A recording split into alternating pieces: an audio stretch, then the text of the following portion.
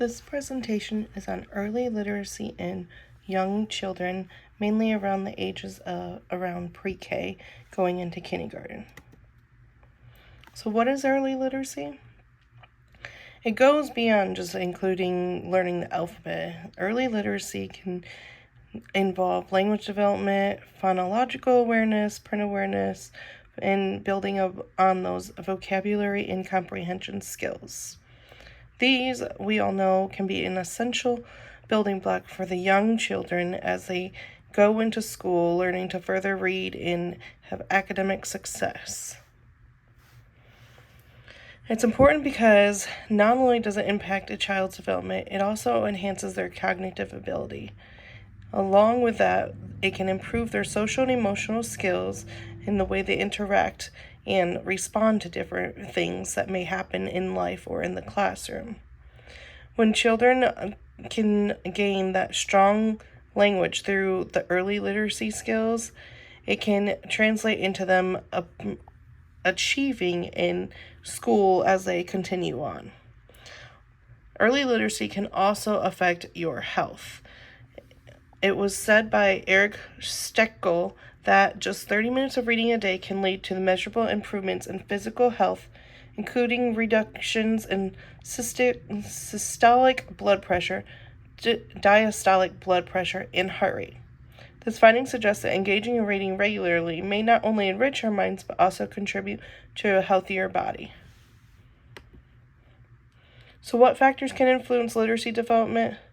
Exposure to books, such as picture books and language books, reading with a parent, or just parents being involved, even when it comes to, going through the grocery store and parents reading out different labels or words that they see, or, when you're driving down the road, you point out different signs, social economic status. So working with children when it comes to helping them express their feelings, and if a child's, mad or whatever, you can give them the words to say. Quality of early childhood education that's offered can also affect the literacy development. Choosing the right program, like whether it's a daycare or a school that offers pre-K, things like that can play into a factor. And of course, community involvement in the things that your community can offer to the children.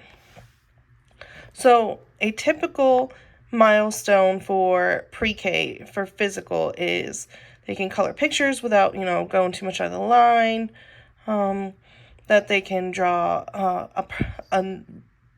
a picture that actually looks like a person, consisting of the different body parts, draw simple shapes, cut with scissors, be able to feed and dress themselves independently, washing and drying their hands by themselves, building a tower with blocks. It also includes catching and throwing balls, hopping on 1 foot, galloping, and skipping are the main milestones that you want to try and hit with your pre-K child before they go into kindergarten. So, early literacy can affect your physical and mental health. Studies have shown that just 30 minutes of reading a day, as I had stated, can really affect giving you a healthier mind and healthier body.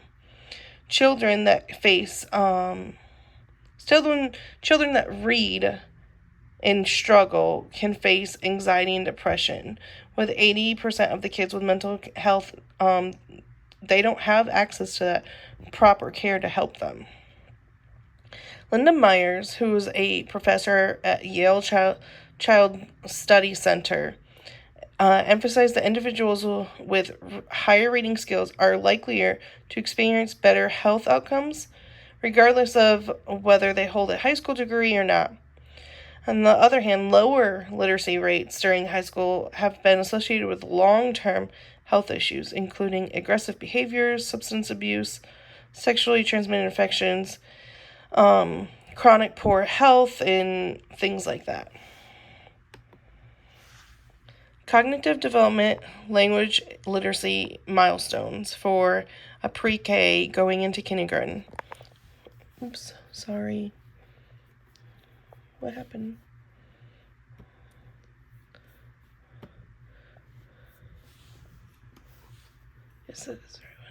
Okay, so child development cognitive development, and consists of building knowledge of the world around them, understanding the letter sound connections, learning how to hold books, building upon their vocabulary, learning how language works by telling stories, sharing ideas, and asking questions. With an emphasis on this, it allows them to acquire those language and literacy skills they need to translate their achievement that translate into achievement in the early grades. Social emotional milestones for a pre-K child going into kindergarten means that they can play in a small group with their kids, take turns, and be cooperative in playing, and they have a good imagination and pretend play. That when they get upset, they can soothe themselves, or be able to handle unexpected changes, be able to separate from parents or teachers or somebody who they might be really close with, and that they were aware and that they are aware of different safety things, like don't talk to strangers, unsafe environments such as a hot stove or fire, things like that. So, a study has shown that stronger social skills in preschool are linked with better approaches to learning, as well as literacy, language, and math. So, trauma. What is trauma? Trauma consists of the ACEs, which is abuse, neglect, and other traumatic childhood experiences. Trauma is also considered something that's frightening, dangerous, or life-threatening events, or poverty and homelessness. So, according to the National Child Traumatic Stress Network, chronic exposure to traumatic events, especially in a child's earlyhood years, can affect attention, their memory, their cognitive, and their ability to focus, organize, and process information, which then will affect their problem solving and planning. The executive functions that the trauma can compromise is inhibitory control, cognitive flexibility, and the working memory. So trauma affects the reading brain. Learning requires our cognitive functions and processes, which is called orthographic mapping. Orthographic mapping is essentially a process that successful readers use to become fluent readers. This can consist of students using oral language processing part of their brain to map or connect the sounds of words that they already know to the letters in a word. Trauma can reduce the effect of cognitive because the brain is so focused on trying to survive. Therefore, when students experience trauma and adverse child experiences, they may struggle with reading comprehension and the ability to respond appropriate to things.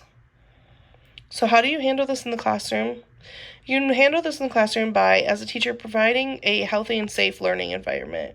When you have that healthy and safe learning environment, you can develop a trust with the students.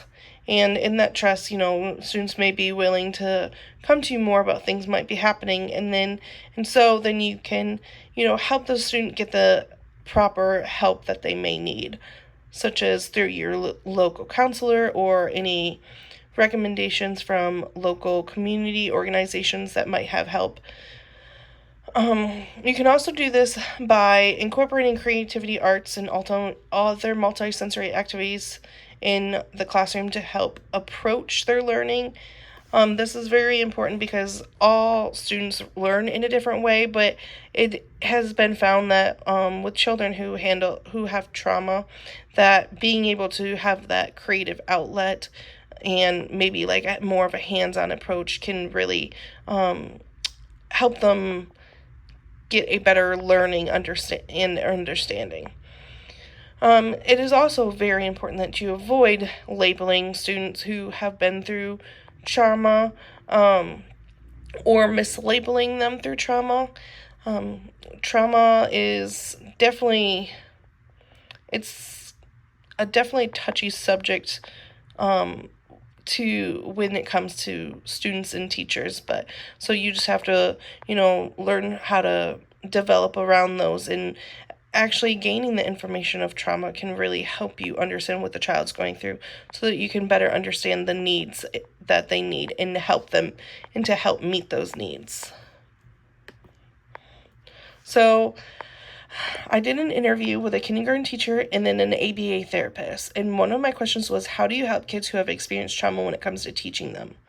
The kindergarten teacher response was getting a better understanding of their trauma and background knowledge, so that they could understand the approach that they need to take to help the student. The ABA therapist said that you should recognize the trauma, but don't let it affect the student.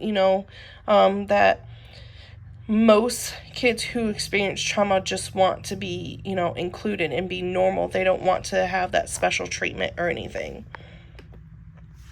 Another question I asked was, how can being exposed to literacy at a young age help a child? The kindergarten teacher said that being exposed to literacy at a young age can help the child develop a wider vocabulary and encourage them to, want to ask more questions and learn more about their environment. Often we find, maybe as young parents or even around young children, that we often get those why questions from little ones, and it's very important to not shrug off those why questions, but rather to actually answer and help the child develop that vocabulary as to, why does the sun rise, or why does it get dark, and things like that. The ABA therapist also agrees in that exposing them to an early literacy develops that wider vocabulary, allowing them to better understand what things are and what they mean, and this also helps give them the words to develop and form the sentences that they need. Even if they can't read, hearing those words and that vocabulary can help widen that literacy for them.